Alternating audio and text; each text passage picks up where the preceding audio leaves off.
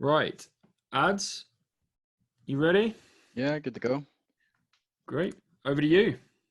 No worries. So hi everyone. This webinar is going to be on sort of quick wins, but not really so much quick wins, but how to sort of react quickly in order to win. Um, so let me just make sure that everything's working on my side.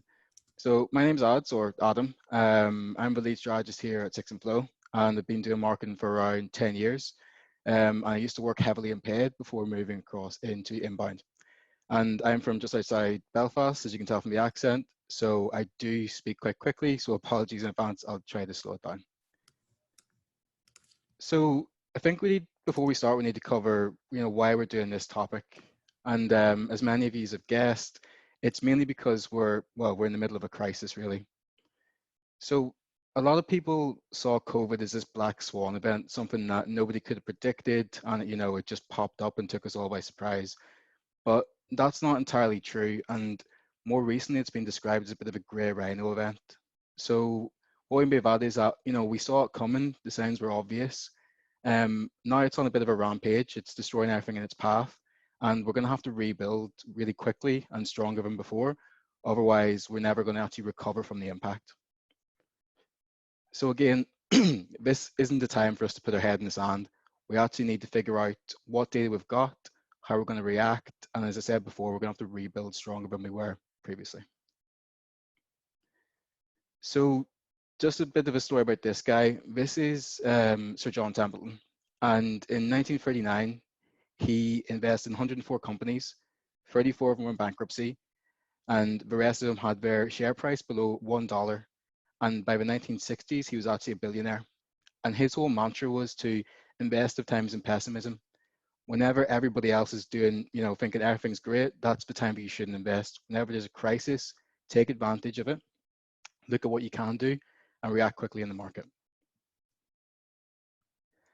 So just with that in mind, what we're going to cover today is how you can reach out to help and discover from your current data and your current clients, then how you can change that data and make a strong value proposition, then how you can effectively segment your data in order to spread your messages, then how you can use organic traffic generation using sort of social and what we call a marketing moment, then how you can bring all that into like a cohesive content architecture.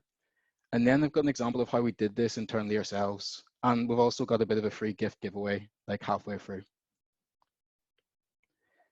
So the first quick win is to reach out to your base.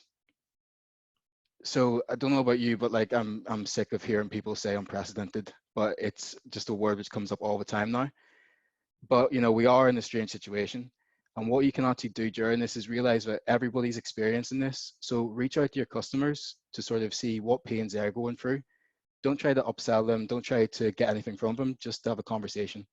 So we did this just to have a 20-minute chat at the start of a crisis with some of our some of our clients and prospects. So this is going to help you in several ways. The first thing, it's going to help strengthen the client relationship because it shows that you care. It's going to help you internally to identify any areas that you need to improve on currently. It's going to reignite any opportunities which have gone cold. But like most importantly, it's going to help you to understand what pains your clients are going through at that time and how you can change your offering to fit their needs. But there's a way to do this right. So as I said previously, we did this at the start of the crisis. And we had to be really careful because nobody wants another call from, an invasive call when all this is going on. So what we did was we created a list of clients and a list of opportunities which are over a certain threshold within our CRM. And then we basically set up 20-minute conversations. Well, Rich set up 20-minute conversations with all of these people. And then we sort of, from that, we got a lot of insight, which allowed us to redevelop some core services. And this sort of leads me on to the next quick win. So before we move on to that, is there any questions? So, ads, we've got a question here from Jane Kelly, and she's asked, most of our clients are furloughed, so how do we reach out? Try and find the ones which, well, obviously you can't really find out which ones aren't furloughed. You don't need to reach out in the capacity of a business to business because obviously if they're furloughed, they can't do any, business work. But if you just sort of reach out as a contact and sort of see what their needs are, it's going to help whenever they come back off furlough. well, as well as that, it's just a really nice thing to do, to be quite honest. So just to add to that, so what I would do in that situation is try and focus on brand and content. So if you don't have the ability to reach out to these people directly, so they're furloughed, they might not be in their kind of reading their business emails or phones, or even in location where you can send them direct mail, then focusing on helpful content. So you could do a webinar series, you could focus on creating blog content, guides, that kind of thing. So creating those assets that they will naturally find. You may not be able to reach your clients per se, but you will be able to build a bank of content and reasons for them to be engaging outside of your normal process. Hopefully that helps. We got another question from Jacob. What channels should we reach out using while everyone is on furlough? So I think that's much the same question. I mean, you could try reaching out using LinkedIn again, but are we going to be on LinkedIn whilst on furlough? It's sort of a bit of guesswork. I think, yeah, as Rich says, create content, put the content out there. Whenever they start researching again, then they'll find it.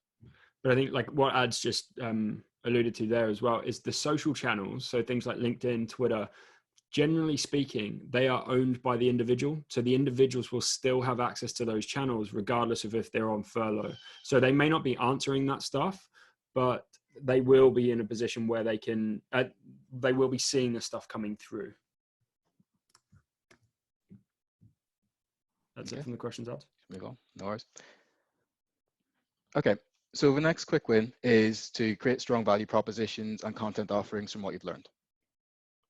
So what we've done so far, we've spoken to and understood our audience. And what we're going next is to create a strong value proposition and use that to form content. So as I said, you've spoken to these people. You've now got a bit of data, and you can use that to sort of inform your decisions. So from these client meetings with your base, you're going to know what their issues are. And what we did internally is, once we had these conversations, was we started to throw ideas around and say, okay, well, what are they telling us? Like, what are their pain points, and what can we do to sort of address those?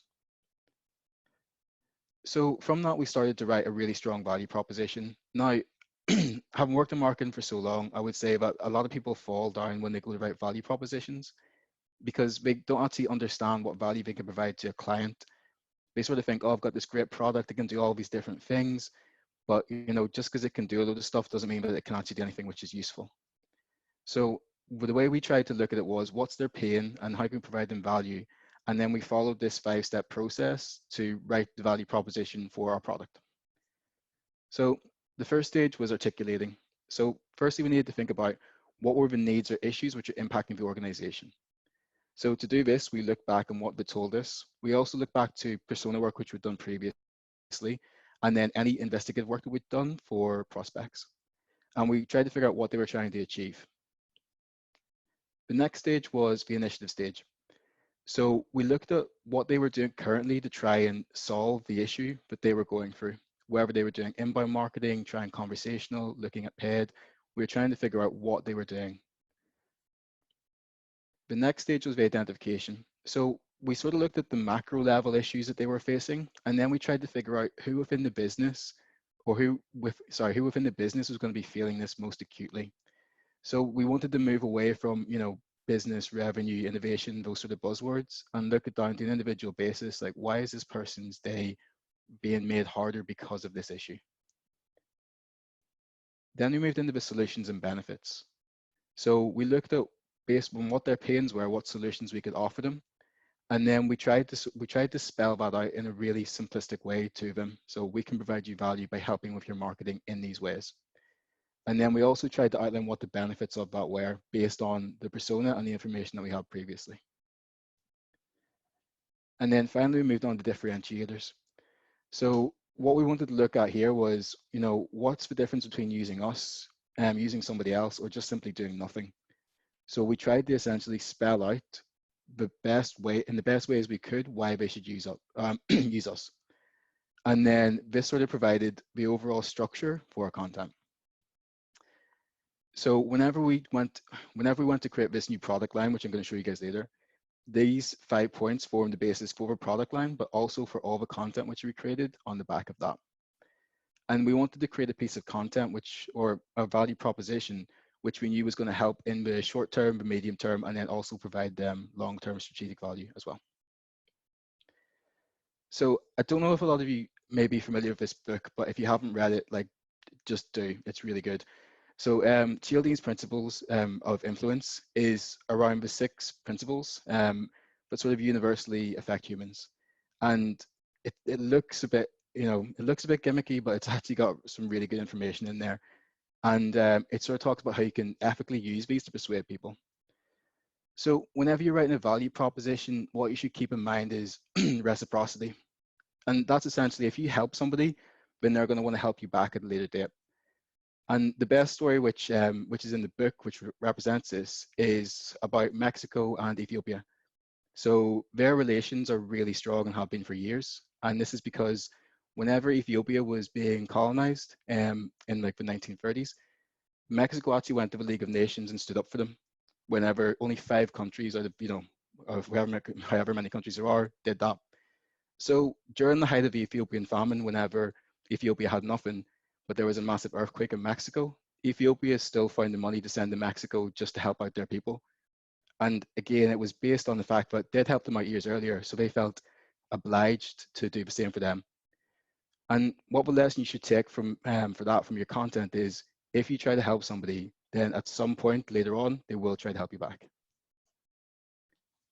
Any questions?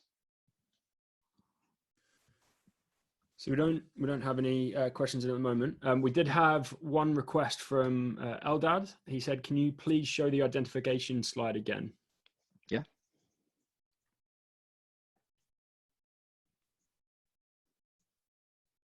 That was really far back.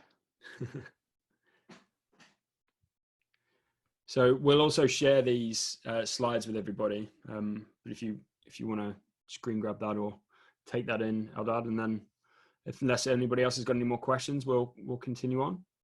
See the famous spot again. 20 slides down.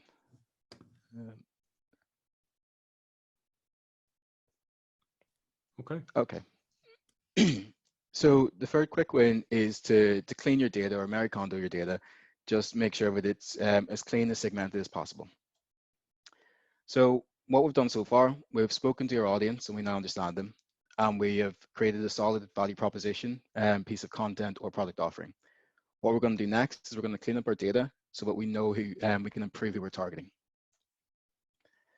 So like I always say this in the office, and people are sick of hearing it, but I say, like, data is like sand in the Sahara. Like, there's tons of it, but if it's pretty much useless unless you actually do something with it. So you want to try to get rid of all the dust and all the crap from your data to make sure that you're only focusing on what you've learned from the interviews you've done in your value propositions. So you need to ask yourself, who was the person that I spoke to? What job were they trying to do, or were they trying to achieve from previous research? And then what are the common features that this person shares with other people within my CRM? And what data points do I have that connect them? So that could be industry, vertical, like number of employees, things like that. What are the commonalities across the data set which are going to help identify these people? And then what you need to do is you need to sort of strip back and get rid of any other data which isn't important to the target you're trying to do. Like, again, nobody cares if you've got, the blood type of your customers, or, their date of births, things like that. If it's not really relevant to what you're trying to achieve, just take it out and only focus your data on high priority accounts, and then any other accounts which you think will be applicable. And then, again, the main thing about trying to segment your data is you're trying to provide them with real value. So use your data to reflect what your value proposition is, and only put your value proposition in front of the people who are actually going to find it valuable. Any questions? Any questions for that we've covered so far? Anybody got any questions how they can use data? We've got a question here. So what's your process for quickly identifying bad data overall? Do you have suggestions on frameworks or attributes that are generally good for collecting and segmenting data? Depends on what CRM you're using. If you're using HubSpot, I would say go into your data set and put a Filter on for anybody who uses an at Gmail or at Yahoo, any personal addresses. That's generally bad. Also, if you're looking to target like high level, try to find job titles or seniority. I'm a pretty big like Excel geek, so what I normally do is go into the data set, do an entire pull of the data, check the cleanliness of the data overall, and then start to sort of work backwards. Again, looking at personal email addresses, company sizes, sort of like signals within the data, which I can strip out and then re-upload once I know it's clean. Okay. Clive's got a question. What are your thoughts about unsubscribes? How do you treat this data? So with unsubscribes, this came up with a couple of, this came up quite recently actually. We are quite stringent in making sure that we have everybody's various types of opt-ins segmented in different lists throughout the database. And the reason that we do that is that somebody may opt out for one type of media, but not another. I would say that the best approach is to have each of them kept as a separate list. And then whenever you're going into do any sort of marketing or email activity, to make sure before that happens, you select the right lists and that you sort of keep that data unless they opt out of everything entirely. I think just to add to that as well, if your list is a marketing list and there's no kind of sales engagement and they've unsubscribed from that list, then you have to question whether or not there's a need to have that data still within your CRM. So what we have is when people unsubscribe, it goes into a list that periodically will then eyeball and just decide whether or not we still need to keep those records or move them on out of the database. Another question. So internally, who should have ownership over data reviews, marketing or sales? There should be alignment between the two of them. Like, I think what you need to do is to make sure that you've got SLAs set up between both departments, so that sales are telling marketing what they need in order to qualify a lead going from one stage to the other. I also think that marketing need to be responsible for setting up their UX, their forms, and all their data collection in a way which is only getting relevant information through. But I think you should have a stakeholder within both departments who eyeballs data. Again, it's better to have two sets of eyes on something than one. Okay. And now that people are on furlough and are looking for education, we're thinking we might see more people coming in with personal email addresses. Do you have suggestions on nurturing and collecting more data from those people who might be buyers in the future?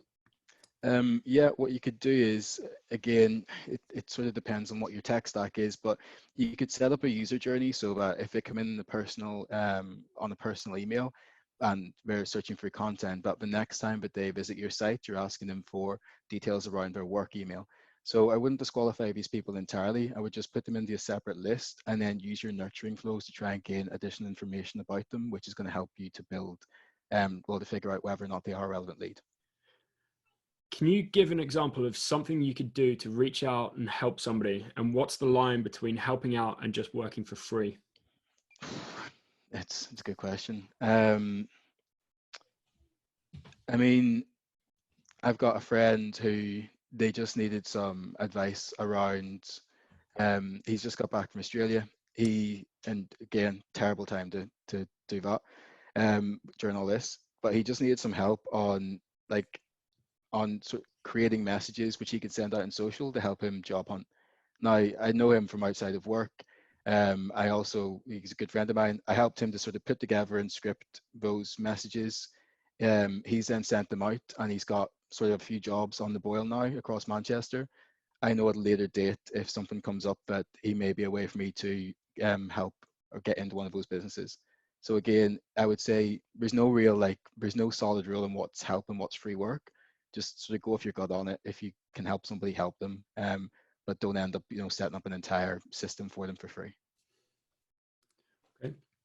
Our organization uses multiple CRMs and the data is old and messy. Historically, we have tried to import and hit them through HubSpot with marketing. HubSpot stopped this mail shot repeatedly due to high bounce rates. Would you run this data through any other tool first to stop this happening? Well, two things to answer that. First, we would get PySync, which is a tool within HubSpot. It's an integration. What it'll do is it'll help you to sync data across your various CRMs. It'll also help you to spot where you've got duplicates or unclean data. When it comes to sending out mail, like mail shots, what I would do is use a tool with like a lower threshold for quality. So Sounds a bit snide, but I'd use something like MailChimp, which again, you can sort of send out a lot of where data quality is standards are lower. Use that to figure out where your bounces are. Once then look at what emails have bounced, clean them out of your current data set, put that back into HubSpot and send to a clean data list. Okay, any other questions before we move on? Thanks for that, Ads. We've got one more. So Eldad has asked, what do you see as the main difference between CRM data and conversational marketing data? How much work is involved in segmenting, digging and working with Drift data versus HubSpot? No, not much. I mean, data is data. It depends on what you're trying to do. If you're trying to figure out like qualitative research based on what people have said in conversations, that's a much bigger ask than looking through, you know, a data set of basic properties within HubSpot. So what I would do is look for the data patterns in your larger data set, then go in, take the transcripts of conversations that your bots had, and use those to do a bit of qualitative research, bring the two of them together in order to build your marketing plan. I think as well, it depends on the structure that you have with Drift bringing in that data into HubSpot and how you're segmenting it into the list in the first place. So we have a number of lists in ours that are putting conversations and whether or not the level of the chat qualified lead in there as well. So all of those things bring it in, and then we can use those as markers to then segment the data off the back of it. Okay, and another one. How many times would you market to a person before you would say they are unengaged? I think HubSpot's rules are 11. If somebody doesn't answer your email 11 times, stop emailing them. I personally would say 4. You're going to chase somebody 3 times and then you send a breakup email. Again, I really don't believe in hitting people with tons of emails. If you've spent time building up that relationship, if you've got a good understanding of who they are, you shouldn't really need to send 4 to 11 emails in order to get them to engage with you. So I think there's 2 pieces of research around that with HubSpot and Salesforce both did their own separate reports, and the average between the 2 was between 4 and 7 contact points. Now that doesn't necessarily mean email, but it's different contact points. So it might be a LinkedIn outreach, it might be a phone call, whatever other channels you have to get in front of them. Normally for the average sale to come across would be 4 to 7 times. So that's from a sales contact point of view. If you're then looking at marketing comms, that can go on and on. I think the thresholds around that are closer to 12. Right, Ads, do you want to? Yeah, no worries. Okay, so the next thing I'll talk about is how you can essentially promote your piece of content or your product offering without having to use paid. This crisis has wreaked havoc on paid accounts everywhere, so we thought we'd focus on the organic side instead of just saying, you know, throw £10,000 into Google Ads. So where we are now, you've understood your audience, you've created a piece of value proposition based content, you've cleaned up your data, and now we're going to promote this offering to your base. Using your base. So if you look at any social algorithm, what they want is they want to sort of meet, I think Google would call it the EAT criteria, and essentially they want high quality content. They want content which is being shared quickly, or looks like it's being shared quickly, and they want to look at how many people have actually shared that content as well. So whenever something goes viral, these are the factors that the algorithms are going to look at. If the content meets all of these, it's going to start passing it through its systems quicker. So we try to almost trick this a little bit. The way we do this is we mainly look at like Rich's posts, for example, because he's the MD of the company, and he spent years building up his overall network. So anytime that he posts anything, we sort of get a collective effort from the business to try and achieve the 3 things I spoke about earlier on. So speed, volume, and quality of post. And then by us all sort of sharing that, we're trying to get the message to spread across all of our networks. So this diagram on the right-hand side, just sort of a representation of that. So the way that we do this is whenever Rich does a post or anyone from the organization, we plan it out like on an email template quite well. We look at what the post is, we put in descriptions of what the post is trying to do, we look at its purpose, we look at the overall sharing strategy. So again, Rich is going to post on this day and he's going to share again over the next 3 days. We look at any influencers or hashtags that should be in that post as well. And then what we're trying to do is to get everybody within the company to share their own version of this post out to their network. And again, the reason that we do that is if I share this post, then everybody in my network is going to see it. This person shares it, it's going to spread and spread. So like we've been doing this for about a year, but like you may have noticed recently that Rich has like picked up the amount he shares on social, which is a lot. But like here's the reasons why. So since January the 1st this year, we posted 197 times. From this, we've had like 80,000 views, nearly 3,000 comments. We've booked 40 plus meetings. We've had nearly 10,000 likes, 137 shares. We've actually had 5 client wins, which have been had attribution points, which link back to these social posts. Rich has been invited to speak at 3 conferences, on 4 podcasts, and overall we've had nearly a 2% engagement rate on organic. Now, the reason that this is so good is because this doesn't cost us anything other than Rich putting in time to make the posts. And again, you can make that a lot simpler with sort of built-in methods to sort of get those posts collated, planned out, and then do it. So it is essentially free traffic. Any questions on that?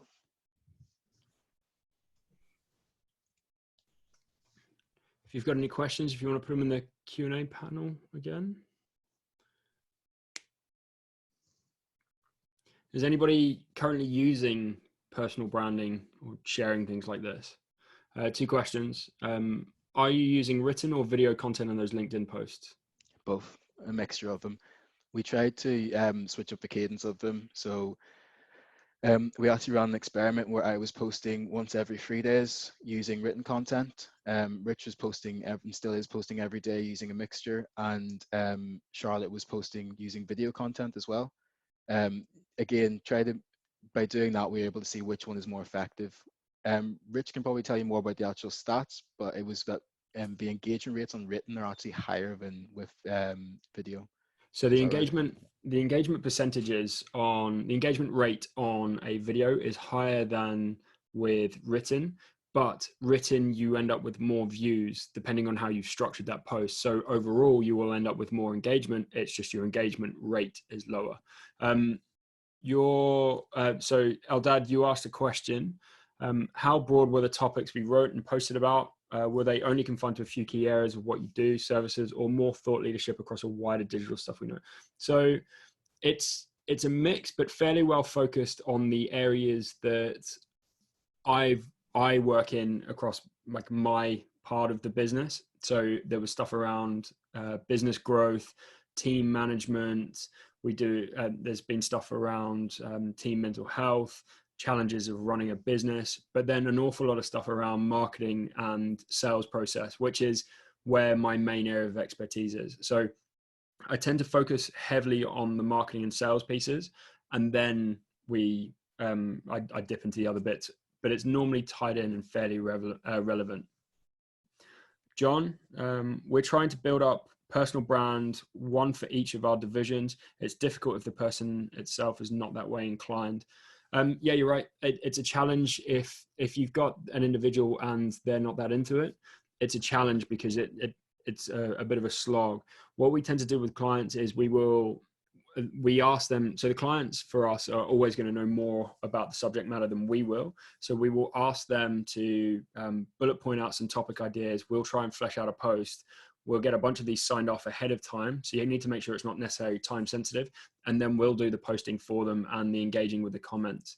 One of our biggest learnings from this was around the engagement to the comments as well. So every single comment that has gone up on my post, or one of the ones that Adam has put out, or Charlotte, then we typically engage with them and try and spark conversations out of that, because every time you get more engagement, everybody else sees that, and you end up with, so one of the other Cialdini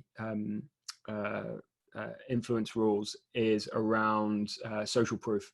So being able to see other people engage with it makes other people want to engage with it because they feel like that is a thing that they should be doing. As we got another question from Jacob. How would you plan out which topics to be posting about? Write about stuff that you know. So it's hard to always make all of your topics relevant, and I'm not a big fan of like trend surfing. I think that within your expertise, there's going to be certain like evergreen areas, or there's going to be something which you feel passionate about as well. What I would do is look at what you know, look at what's currently going on in the space, and try to speak about things which are actually interesting within your industry, not things which are just needlessly what's the word, controversial. Like you don't want to just go in somewhere to cause drama, but if there's something which you sort of feel passionate about and you actually, know what you're talking about, then feel free, I would use that as the base for your content and use that to sort of help, give your opinion to people. Does this only work on LinkedIn?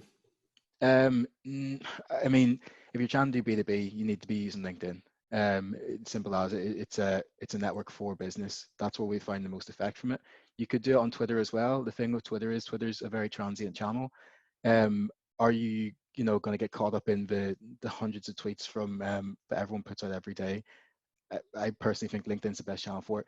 Facebook, again, Facebook spent a lot of time trying to improve their B2B offering, but it's still not the same as LinkedIn, unfortunately. Okay. Yeah. Alex has asked, do you use this post for every single post? Not every single post. So we do it for, it sort of depends. Now, the first time that we ran this, it was probably about a year and a half, maybe 2 years ago now. And we created a really nice piece of guide content, and then we offered a free, essentially early access to this guide if you liked and commented on the post. And from that, we got like 200 leads. And because it sort of hadn't been done for a while and it was pretty new at the time, and we got massive amount of engagement. So now we do it more regularly, but we still try to make sure that we do it on posts where we're trying to give away a tool or introduce something new. If we do it on every single post, it can kind of get a little bit stagnant. So I would say move your cadence to align with, if you've got something of value to give out. Rich, you get points on that. Oh, is it frozen?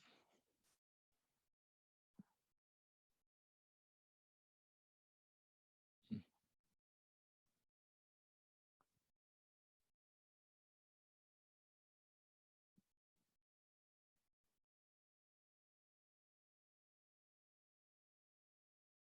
Strange.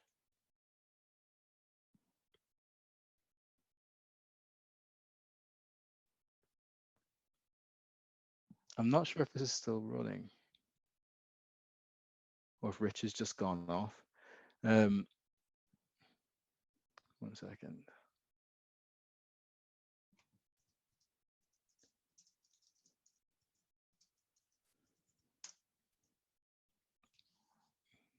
Guys, I'm not sure if this is still going or if it's just Rich's internet's dropped off. So I'm just going to pop a question in the chat. If it's still running, somebody let me know.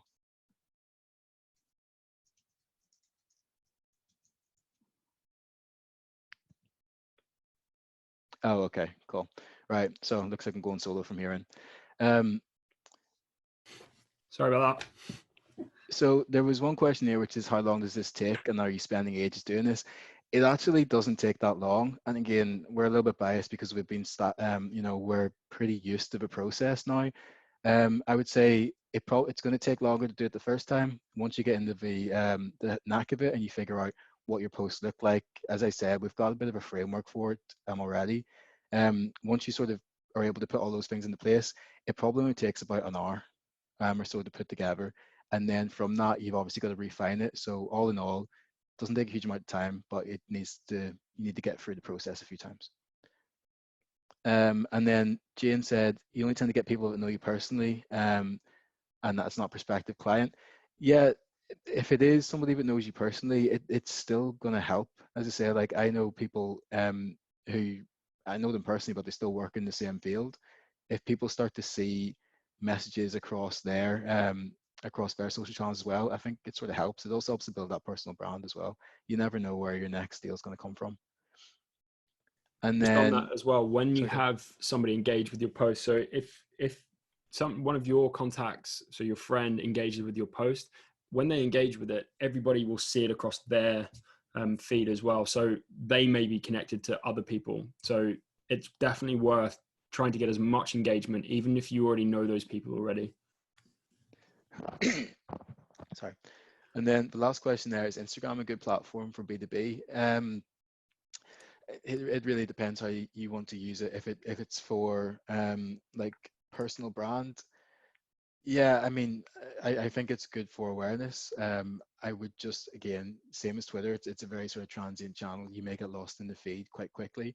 Whereas with LinkedIn, people are on there for business, so we're going to be more focused on your, B2B posts. Like it sort of every little helps. I just don't think it's the most effective channel. Okay, Okay. good questions. No worries. So the last quick win is to make the most of the new content or the new product offering that you've got. So again, where we are now, we've spoken to, we've understood our audience, we've created a solid piece of value proposition based content. You've cleaned up your data so you know who you're going to target, and you've promoted your offering using organically using your base. So what you do next is you make the most of your content offering across the entire user journey. Now, the way that we do this, before that, essentially once you've created your value proposition, a lot of people are like, okay, sweet, job done. And like, that's the worst thing that you should do. And the reason for that is you're going to have different personas which are going to interact with your content at different stages of their buying cycle or their user journey. And at all of those different stages, we're going to want different pieces of information. So you can take your value proposition and from that, actually turn that into what we would call like a full content architecture. And that looks something like this. So we've actually just created a content architecture tool. And what this does is, if from right, basically from left to right, you've got the stages of a user journey. So you've got awareness, discovery, research, proof, and decision stage content. And then on the right here, you've got the level of detail that should go into each piece of content. And then at the bottom, we've got the KPIs mapped as well. So what you should be looking for from your content at each of these different stages. Now, what we do is we put in the title of a piece of content we're going to create, and then also the type of content that it is. And what it allows us very quickly is to visualize the overall content journey, what pieces of content we're going to need at each stages. And also, whenever we're showing this back to a client, it allows us to again, highlight to them what areas of content they may be missing along their content journey as well. So with this tool, we do this internally, sort of we design them up ourselves, but we've just created this tool. And again, once you put in your email address and hit download, it will send you across the content architecture. And the reason that we do this is it's got loads of benefits. Basically, it's going to improve your site linking structure because what you're going to do is take all those pieces of content and backlink them across each other so that you've got a cohesive UX journey as well. That's going to improve your site's SEO long term. And then it also gives your personas or your users a range of relevant information at each stage. So you're not going straight into a pricing page. You're not sort of getting blasted with sales messaging. You're getting the relevant information and content at the stage when you need it. It's going to create clear conversion paths for the users to solve their issues. As I said before, you're going to link the content to each other. So if somebody comes in an awareness stage piece of content, they can move through the decision stage or researching stage cohesively. And then short term, what's going to allow you to do is to take this value proposition or this large piece of content and create lots of smaller pieces of satellite content for your user journey. Long term, it's going to form part of a wider content linking strategy, which is going to help your SEO. And then what we're going to do is like after this webinar, we're going to send you across a link to the tool as well. So you should be able to access it for free. And then, basically, I sort of went through the 5 stages there, but what I wanted to do was to show you that there's a real life outcome to all of this as well. So we used this process and in 4 weeks, we created an entirely new product line. So we spoke to and we understood our audience. We figured out that the short-term impact of COVID meant that their traffic was way down and that the market uncertainty meant that they probably weren't able to invest in large retainers, for the next 2 quarters. So we created a value proposition, product line, and some content. So we created our growth projects and we looked at creating pricing documents in order to help them. Then we cleaned up our data. We looked at our database and we looked at our database on the company size and any previous engagements that these people had. Then we promoted our offering using our base. we did marketing moments and LinkedIn outreach to applicable parties. And then what we did was we created a full content architecture, which I'm pretty sure is on the next slide. Yeah. So these are all the different pieces of content which we created around the growth projects, the growth projects product line. And again, some of these are what we're going to create. A lot of them we have already sort of got done, and other things in the pipeline. And then the actual growth projects page looks like this. So what this is we've created a new product line, and again, what we're trying to do is to, in uncertain times, and again, I realize I just said that, we're trying to help people who may be resource sparse by giving them a way to use an expert agency for the implementation aspects, which they may currently not have resource for. And again, what we've done is we've changed our pricing structure to make sure that we can help with the implementation without having to go onto a full strategic retainer. But again, ensuring that they only get the implementation and not the full strategic guidance that you would get from a full retainer. And then if you want to see any of this, you can go to sixandflow.com growth projects, where the page should now be live. So we launched this literally a day ago. We've been planning it for 4 weeks. We launched it yesterday. We've had 10 leads come in. We've got 4 solid opportunities already in the pipeline. We've already had a client win off the back of it as well. So what I wanted to sort of just end on is that, like, this may sort of seem like long-term strategic planning, and in a way it kind of is, because I'm not a massive believer in quick wins. It can be like quite gimmicky, but what I do believe in is like adapting to a situation quickly, and then taking actions quickly, which will allow you to win overall, so that you've got like long-term strategic growth. And that's pretty much it. Is there any questions on that? Do you have any questions to round that off? Thank you for that, Ads. No worries. Just give it a couple of moments to see if there's any questions that come in. So all of the stuff we'll send out the slide deck after this. We'll send out a link to the content architecture tool that Adam mentioned, and we'll circulate the video for this as well. So it'll be in our resources section too. And if anybody wants to catch up with any of the previous webinars, you can catch them on the on our resources page. If you just go to the sixandflow.com website, you'll see there's a resource section up the top. Mohammed says, really good webinar. Thanks for this. You're welcome. Right. Oh, Clive, why did you feel the need to create your own architecture tool? Was there nothing in the market that did what you wanted it to do? No. So there was some frameworks which were out there and we looked at, but we just thought that we'd create our own tool because it just means that we don't have to spend less time and less design resource sorting that out internally. So that's sort of why we created the tool. Also because we can give it out to our clients and it's a value add for them. Also prospects as well. Any other questions? No, I think that's it. Okay. Thanks for joining us, everybody. Oh, we've got one more. Sorry, couldn't see the screen. General question. How much should you budget if it's your first time marketing and don't have a network on LinkedIn, and any other tips? It's sort of how long is a piece of string. If it's, it really depends on what vertical you're in. And what I would do is, instead of giving yourself a set budget and like rigid restrictions, spend a load of time trying to write as much content as you can and sort of investing in building up that brand.